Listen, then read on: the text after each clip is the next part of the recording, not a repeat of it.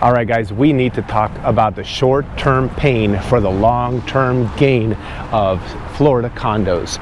These are condos that are 3 stories or higher, in which you don't know could possibly cost you $1 million if it's just one condo or even more. Listen up, let's go over the condo changes that are happening, and these affect over 1 million condos in the state of Florida. So let's talk about where the opportunities lie. But before we can talk and really dissect where the opportunities lie for the condos in Florida, we need to talk about which condos are we talking about, first of all, and second of all, what's going to be the short-term pain. So which condos are we talking about? And these are the ones that are affected by Senate Bill SB4 and SB, I think it's 154. So the Senate Bill 154 was, it's considered the glitch bill. It's basically fixing a bunch of issues that SB4 had. And, you know, we're really talking about condos that are within 3 miles of the coastline.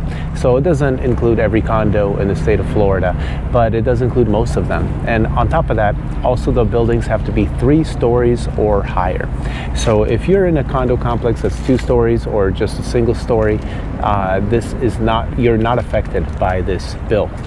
But let's talk about what 154 did a little bit, because it did change some of the original rules that we had for Senate Bill 4.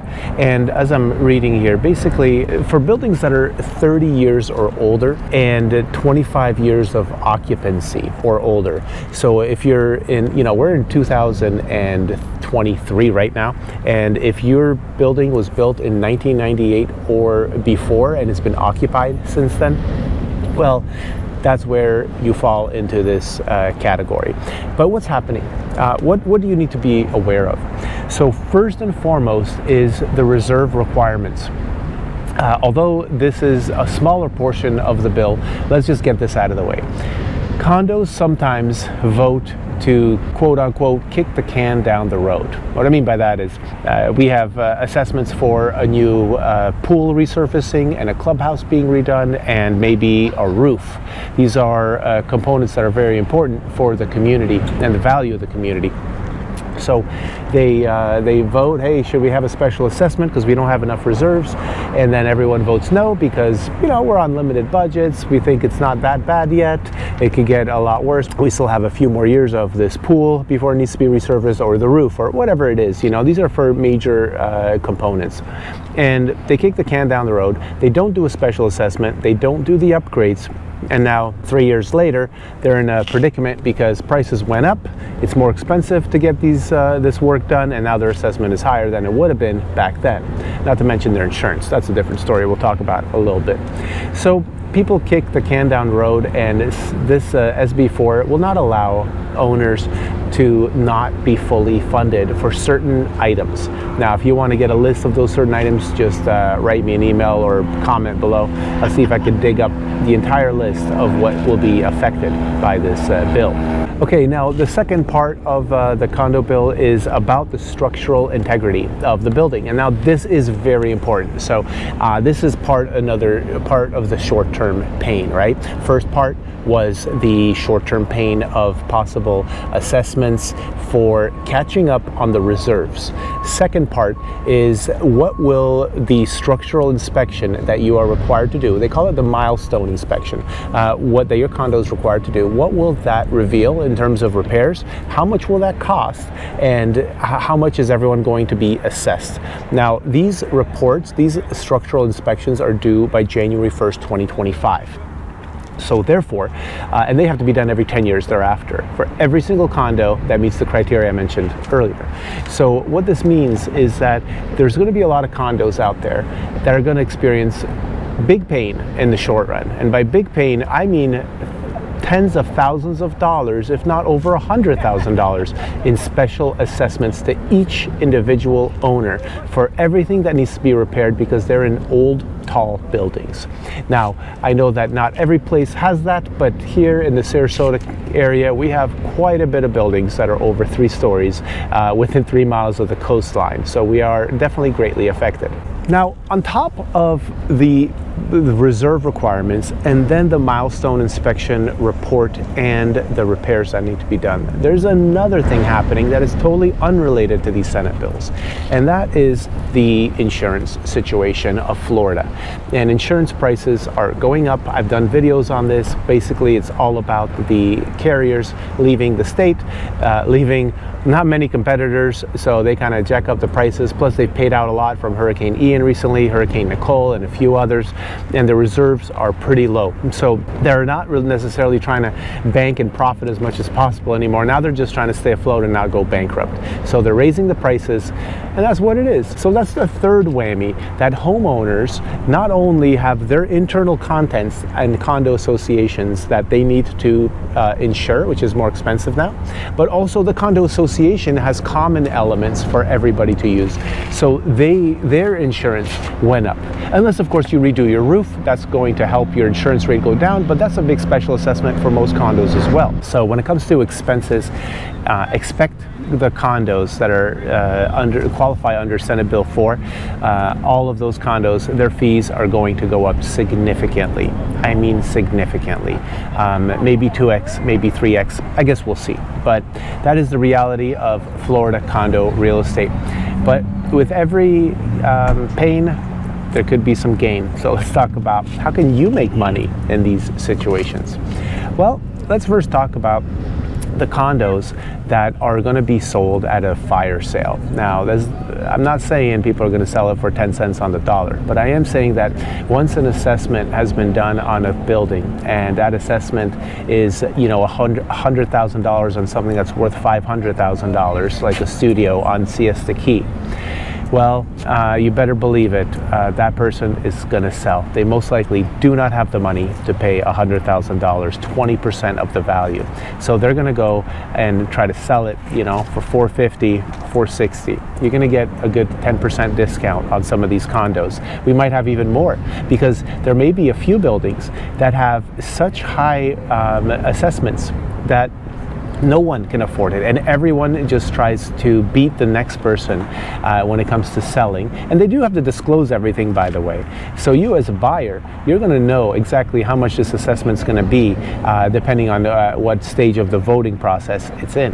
And there might be some condo associations that have so many assessments, such a large sum for assessments, that every owner is going to compete with each other to beat down the price even lower, just so that theirs sells. And nobody wants to see that, except for the buyers, of course, because once that transition has happened and it's been sold and the assessment's been paid, the structural inspection report has been completed satisfactorily, and the reserves are fully funded, well, then there's going to be a cool down period. Now, in this cool down period, the sellers are not going to be, motivated to sell too much anymore.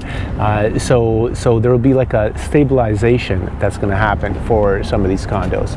And during that time, there's going to be stagnation with pricing, and then eventually there's going to be increases in pricing. And that's where the opportunity lies.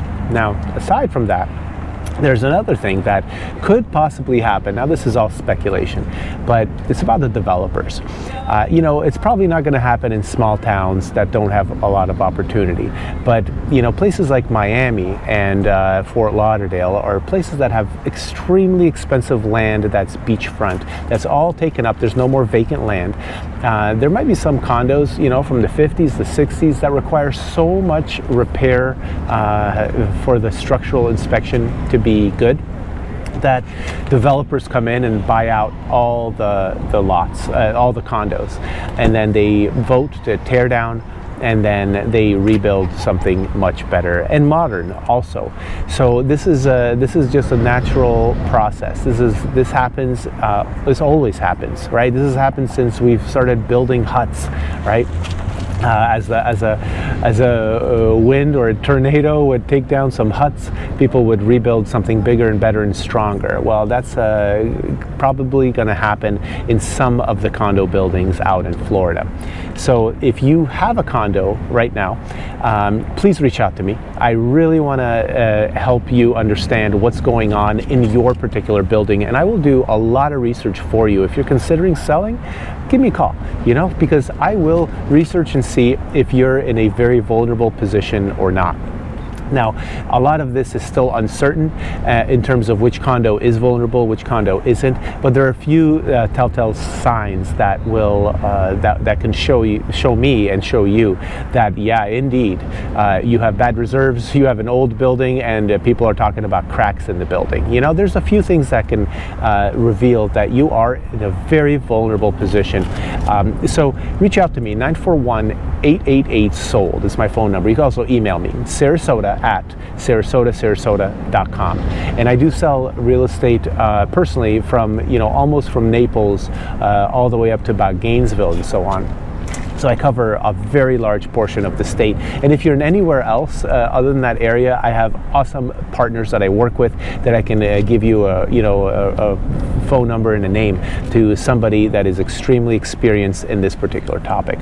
Lastly, let's talk about how can you really make a lot of money in this transition that we're having right now. And it's really about investing into some of the condos that are more vulnerable. So reach out to me, because I'll explain what exactly we're looking for. And they're probably going to be, units that don't look so great. They're probably going to be very dated, from the 70s, from the 80s, from the 60s, whatever the year it is.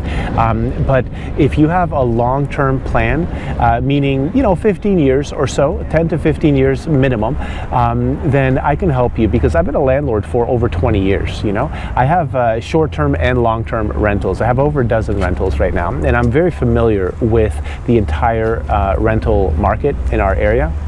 So if you're willing to have, small returns for a short time, maybe 1 or 2 years, and then have the returns get bigger and bigger and bigger on your cash investment, then reach out to me. It's a little harder to make this happen with financing. If you have to finance, 80% of the purchase. If you're financing 50% of the purchase, that's okay. But if you're financing a very large portion, then it's hard to make the numbers work. It'll take you longer to profit.